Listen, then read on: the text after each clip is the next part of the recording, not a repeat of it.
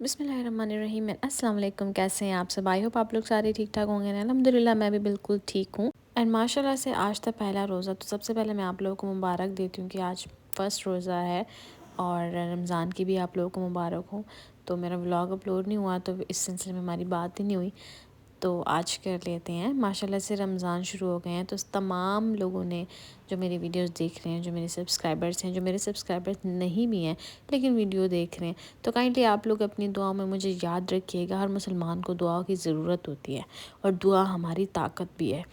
हम अल्लाह ताला से मांगते हैं, अल्लाह ताला ने हमारे लिए रास्ता रखा है कि हम अपनी ख्वाहिशात इस तरीके से पूरी कर सकते हैं। अगर ना भी हो तो उसमें राज़ी रहना चाहिए, क्योंकि वो हमारे लिए बेहतर होता है जो हमें नहीं मिलता, और जो मिला होता है वो भी बहुत बेहतरीन होता है।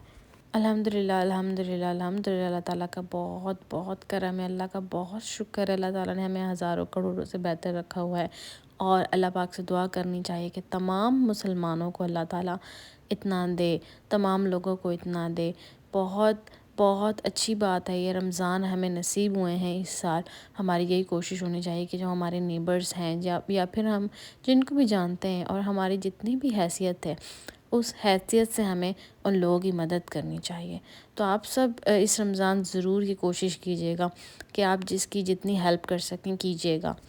और ये मैं यहाँ पर आई थी थोड़ी सी ग्रॉसरी करने के लिए, और चांद रात है आज, रात को सहरी है, तो मैंने कहा कि थोड़ी बहुत चीज़ें ले आती हूँ। तो बस फिर रोज़ों का चाँद नज़र आना था, ईद वाला चाँद नज़र नहीं आना था। तो बस उसी सिलसिले में मैं बाहर गई थी थोड़ी सी ग्रॉसरी करने के लिए। और रमज़ान कॉर्नर जो है ना, मैंने यहाँ पर डेकोरेट किया है अपने किचन में। आई होप आप लोगों को अच्छा लगेगा। थोड़ा सा सिंपल है, पर मुझे सिंपल चीज़ें ही बहुत ज़्यादा अट्रैक्ट करती हैं, तो मैंने इस तरीके से इस कॉर्नर को रेडी किया है। और रमज़ान के स्टिकर्स वगैरह मुझे मिले ही नहीं और मैं बहुत पीछे रह गई। सब ने वीडियोस जो है बना ली, रमज़ान डेकोरेशन किया और पता नहीं क्या क्या किया। तो खैर मैंने जो है ना ये अपना छोटा सा कॉर्नर डेकोरेट किया है। सो अगर आप लोग को अच्छा लगे तो कमेंट करके बताइएगा। तो यहाँ पर फ़र्स्ट सहरी जो है ना वो हमारी हो चुकी थी, और ये आज जो है जो मैं ये वीडियो शूट कर रही हूँ तो ये अफ्तार से पहले का वक्त है। आमिर मैं अफ्तारी की तैयारी कर रही हूँ। तो सबसे पहले मैंने क्या किया कि जब आज जो हमने रात को जो सहरी की थी ना, उसमें मेरे जो ससुर हैं वो दूसरे आटे की रोटी खाते हैं, जिसमें जौ का आटा होता है और डिफरेंट उसमें मिक्स होते हैं आटे। तो वो मैं भूल गई थी गूंदना, तो सबसे पहले तो मैंने वो गूंदा। उसके बाद आज मैं बना रही हूँ बहुत ही मज़े के बर्गर्स बना रही हूँ, और वो भी स्ट्रीट फूड, जो हम लोग गलियों में या बाज़ारों में इस तरीके से बाहर मिलते हैं ना, उनका टेस्ट ही अलग होता है। तो बस उसी तरीके से आज हम बनाएंगे बर्गर्स। और मुझे भी ना काफ़ी टाइम से याद आ रहा था ये टेस्ट, तो मैंने कहा कि आज बना ही लेती हूँ। वैसे भी फ़र्स्ट रोज़ा है तो कुछ स्पेशल होना चाहिए। तो जब कल मैंने ग्रॉसरी की थी तो ये बंस जो है मैंने ले लिए थे बर्गर्स के लिए। वैसे तो बाज़ार में जो मिलते हैं, जो हम बाहर से ख़रीदते हैं, वो लंबे वाले होते हैं बर्गर, लेकिन वो मुझे मिले ही नहीं, तो मुझे ये मिल गए। तो मैंने कहा कि चलो ये भी ठीक ही हैं। तो मैं यहाँ पे शामी कबाब के बर्गर बनाऊंगी। ज़्यादातर बाहर इसी टाइप के बर्गर मिलते हैं, उसमें जो कबाब होता है वो शामी कबाब होता है। तो सबसे पहले जो है ना, आप लोगों ने ये जो बर्गर है उन्हें काफ़ी अच्छे से सेक लेना है, मतलब समझें कि तेल में डुबो के सेक लेना है, क्योंकि बाहर वाले ऐसे ही करते हैं और शायद तभी इनका इतना ज़्यादा टेस्ट आता है। हम लोग जो होते हैं वो इतना ज़्यादा इस पर ऑयल नहीं लगाते, लेकिन वो लोग बहुत ज़्यादा ऑयल लगाते हैं। आप लोगों ने देखा भी होगा जब आप लोग ख़रीदने गए होंगे, तो मैंने ये चीज़ नोटिस की है उनकी। तो मैंने भी यहाँ पर ज़्यादा नहीं लेकिन मीडियम थोड़ा सा जो है ना ज़्यादा ऑयल लगा के इसको अच्छे से सेक लिया, और यहाँ पर मेरी बॉटल का ढक्कन ही खुल गया। एनीवेज़, तो ऑयल लगा के मैंने जो बर्गर्स हैं उन्हें दोनों साइड से सेक लेना है। और ये पैन जब मैं लेकर आई थी बहुत खूबसूरत था, और ये स्क्वायर शेप में था, तो मुझे बड़ा प्यारा लगा था, तो मैं इसे लेकर आई थी। लेकिन हमने इस पर बनाई रोटियां, जिसकी वजह से ये हमारा सारा जो है ना जल गया बीच में से। खैर मैंने इसको साफ़ करने की काफ़ी कोशिश की, पर फिर भी थोड़ा बहुत जो स्टेन्स है ना इसके ऊपर रह गए, क्योंकि जब हम रोटी बनाते हैं ऑफ कोर्स तो गैस काफ़ी ज़्यादा तेज़ होती है, फ्लेम हाई होती है, तो उस पर ही रोटी बनती है। तो इस वजह से ये थोड़ा सा जल गया है। तो यहाँ पर मैंने जो है अपने कबाब, शामी कबाब पहले से बना के रखे हुए थे, तो वही मैं बर्गर में यूज़ करूँगी।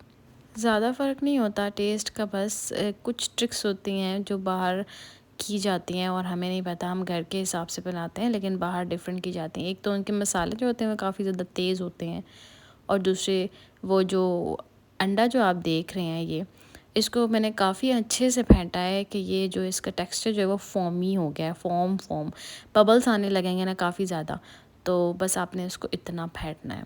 तो मेरे पास जो मिक्सर था मैंने उससे कर लिया, आप स्पून से भी कर सकते हैं।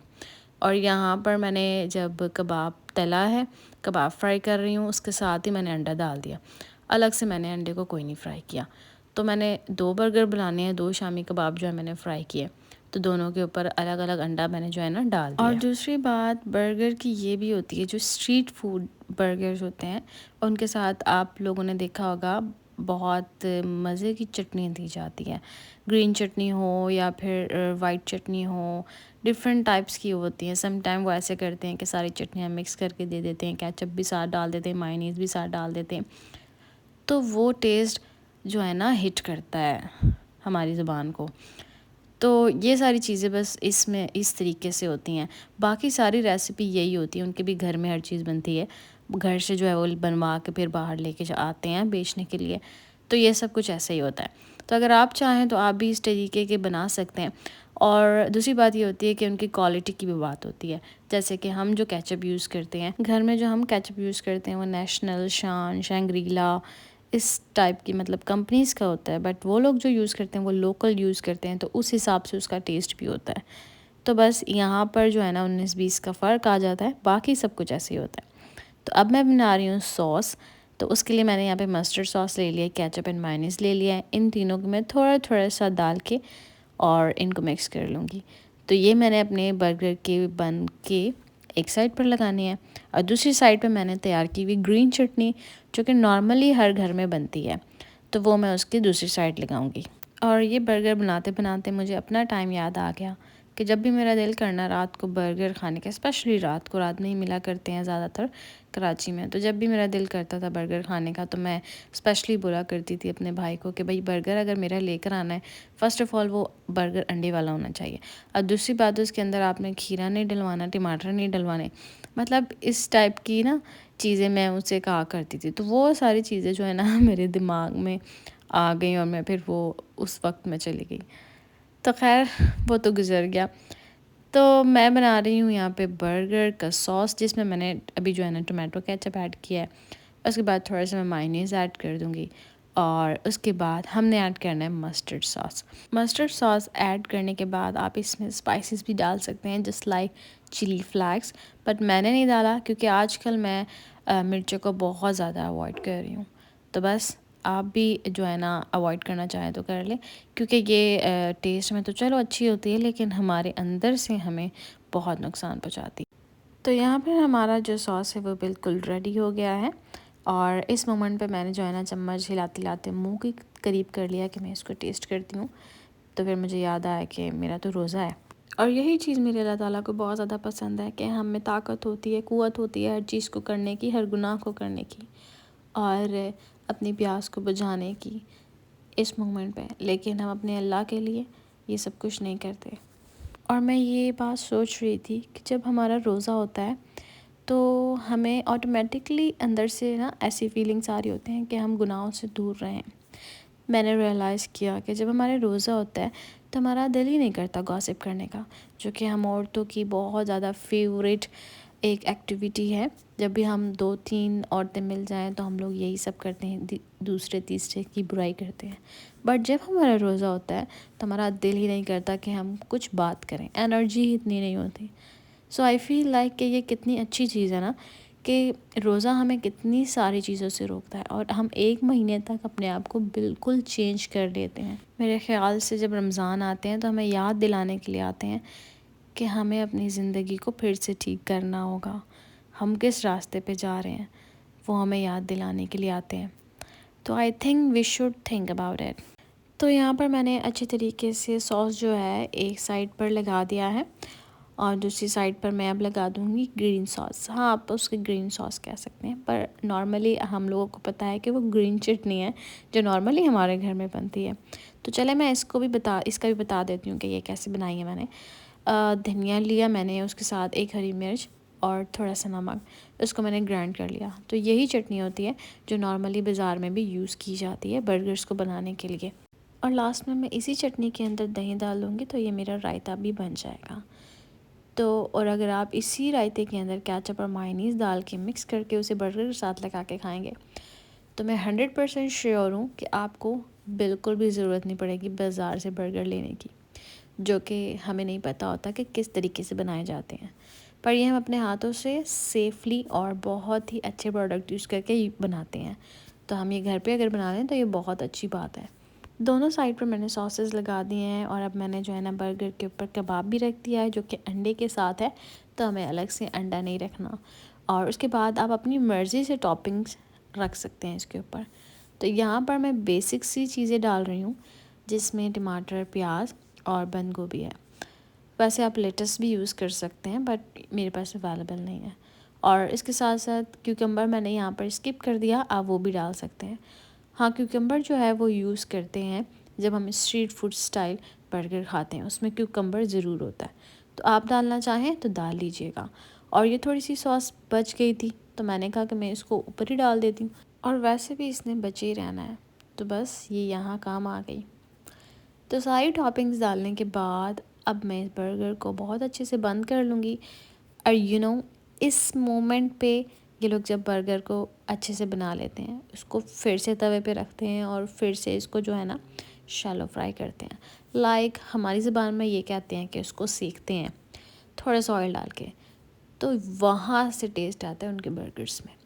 तो यहाँ पर हमारे बर्गर जो हैं वो बिल्कुल रेडी हो गए हैं और अब हम इन्हें न्यू डिश में रख देंगे अच्छे से डेकोरेट करके, गार्निश करके तो ये हमारे बर्गर जो हैं वो रेडी हो गए हैं।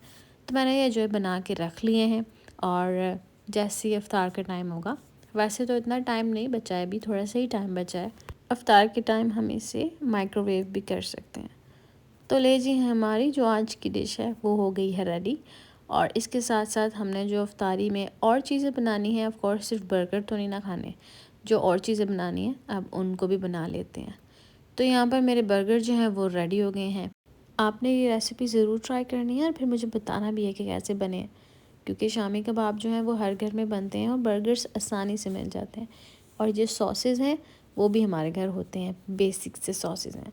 तो आप लोगों ने ये बना के ज़रूर बताना है कैसे बने। और उसके बाद यहाँ पर मेरी जो फ्रूट चाट है वो भी रेडी हो गई है, क्योंकि टाइम बहुत कम है और जल्दी जल्दी मुझे काम करने हैं सारे। और फ्रूट चाट जो है वो काट ली थी आंटी ने, उसके बाद मैंने इसके अंदर चाट मसाला स्प्रिंकल कर दिया, तो यहाँ पर वो भी रेडी हो गई। तो दोनों चीज़ों को मैं बाहर डाइनिंग पे रखाई हूँ। और उसके बाद मैं अपनी तीसरी चीज़ बना रही हूँ जो कि है दही बल्ले। दही बल्लों के लिए हम ज़्यादा कुछ नहीं करते, बस हर चीज़ उबाली और सही से काटी, आलू काटने होते हैं। और प्याज जो है वो अंकल नहीं खाते, टमाटर मेरे हस्बैंड नहीं खाते, तो वो दोनों हम लोग इसमें नहीं डालेंगे। तो ये चीज़ें अच्छी से कट कर ली और उसके बाद जो फुल्कियाँ हैं वो बाज़ार से आती हैं, तो वही जो है गीली करके वो इसके अंदर डाल दी हैं। और उसके बाद ऊपर से हमने इसमें दही डाल देनी है। और चाट मसाला जो है हम अलग से टेबल पे रख देते हैं, तो जिसका दिल करता है वो ऊपर से डाल के खा लेते हैं। तो इस तरीके के हम बनाते हैं दही भल्ले। तो दही जो है ना मैंने अलग से बाउल में निकाल के नहीं फेंटी, मैंने इस शॉपर में ही फेंट ली थी। और ये तरीका जो है मैंने अपने घर से सीखा है। हमारे यहाँ जब लस्सी बनाई जाती थी तो दही को शॉपर में ही फेंट लिया जाता था, तो वही काम मैंने आज यहाँ पर किया है। तो जिस वजह से मैं ये भी भूल गई कि दही के अंदर मैंने चाट मसाला और नमक मिक्स करना था, तो वो फिर मैंने अलग से ऊपर से डाला और फिर हर चीज़ को मिक्स किया। और मैं तमाम काम जल्दी जल्दी इसलिए भी कर रही हूँ क्योंकि पहले जब रोज़े होते थे गर्मियों में, इस दफ़ा सर्दियों में आए हैं, तो टाइमिंग इस दफ़ा बहुत कम है, जल्दी जल्दी रोज़ा खुल रहा है। लेकिन गर्मियों में रोज़े जो हैं वो लेट खुला करते थे। तो सब कह रहे थे कि इस दफ़ा के रमज़ान बहुत डिफरेंट होने वाले हैं। तो सच में इस दफ़ा बहुत डिफरेंट है रमज़ान, ठंडे ठंडे रमज़ान, और दिन जल्दी से गुजर जाता है। अफ्तारी के आइटम जो हैं वो कंप्लीट हो गए हैं और उसके बाद मैंने सोचा कि आलू गोश्त भी बना लेती हूँ, क्योंकि अफ्तारी में रोटियां तो बनती ही हैं, साथ ये भी बना लूँगी तो कोई खा ही लेगा। और उसके बाद सहरी के लिए कुछ स्पेशल नहीं करना पड़ेगा। तो सारे काम करने के बाद ना मैंने साथ साथ रोटी में बना रही थी और उसके साथ साथ मैंने जो है ना आलू गोश्त चढ़ा दिया, सारा मसाला ग्राइंड किया और गोश्त को अच्छे से भूना अदरक लहसुन और प्याज में, और यहाँ पर मैंने जल्दी जल्दी आलू गोश्त भी चढ़ा दिया। अफ्तारी में खाने वाले हम 3 ही लोग हैं, तो इतने ज़्यादा आइटम्स मैंने आज नहीं बनाए। कुछ मेरी आंटी ने हेल्प की, कुछ मैंने बनाए, क्योंकि रोज़ा है, अगर एक दूसरे की हेल्प करेंगे तो हमें सवाब भी मिलेगा और काम का पता भी नहीं चलेगा। तो इतने में मेरा जो मसाला है वो भी भुन गया था, अच्छे से तेल निकल गया था। तो अब मैं इसके अंदर थोड़ा सा पानी डाल दूँगी, क्योंकि इफ्तारी में और सहरी में ही खाना है, फिर दूसरे दिन तो कुछ और बनेगा। तो देखें बातों बातों में मेरा जो है ना काम कंप्लीट हो गया सारा। रोटी मैं बना रही थी, साथ मेरा ये खाना भी बन गया और आलू गोश्त रेडी हो गए हैं बिल्कुल। बस मैं इसको रख दूँगी। गोश्त थोड़ा सा गलना रह गया है और आलू थोड़े से गलने रह गए हैं, तो साथ साथ ये होता रहेगा। इसके बाद मैं चली गई थी असर की नमाज़ पढ़ने और फिर अल्लाह ताला का बहुत बहुत शुक्र है, पहला रोज़ा जो है हमारा गुजर गया। और ये जो मैं बर्तन धो रही हूँ ये सारे इफ्तारी के बर्तन हैं। तो बस मैंने फिर जो है ना आखिर में सोचा बर्तन भी जल्दी जल्दी धो लिए जाएं, वरना ये बहुत टाइम लेते हैं। रोज़ा खोलने के बाद मैंने नमाज़ पढ़ी मगरिब की, उसके बाद मैंने सबसे पहले सोचा कि किचन साफ़ कर लिया जाए। अफ्तारी के बाद ये बहुत बड़ा काम होता है, तो बस मैंने सोचा कि बस बर्तन धो लूँ, उसके बाद जो है ना ग्रीन टी बनाऊँगी, सबको दूँगी। तो ग्रीन टी ज़्यादा बेटर होती है चाय से, तो बस वही मैंने सोचा कि अदरक वाली ग्रीन टी बनाऊँगी। तो बर्तन धो लिए हैं मैंने और उसके बाद ईशा की नमाज़ पढ़ूँगी, फिर तरावी वगैरह पढ़ने के बाद मैंने सबको ग्रीन टी बना के दी। तो यहाँ पर मेरा जो है व्लॉग ख़त्म होता है। आई होप आप लोगों को अच्छा लगा होगा। मेरी रेसिपी ज़रूर ट्राई कीजिएगा और यहाँ तक आए तो सब्सक्राइब करके ज़रूर जाइएगा। और रोज़े हैं, ज़्यादा कोशिश करें कि इबादत करें और अपना ज़्यादातर टाइम अच्छे कामों में लगाएं और कोशिश करें कि तमाम लोगों के लिए दुआ करें और सबसे बड़ी ये कोशिश करें कि जो लोग आपसे नाराज़ हैं उन्हें मना लें। अल्लाह।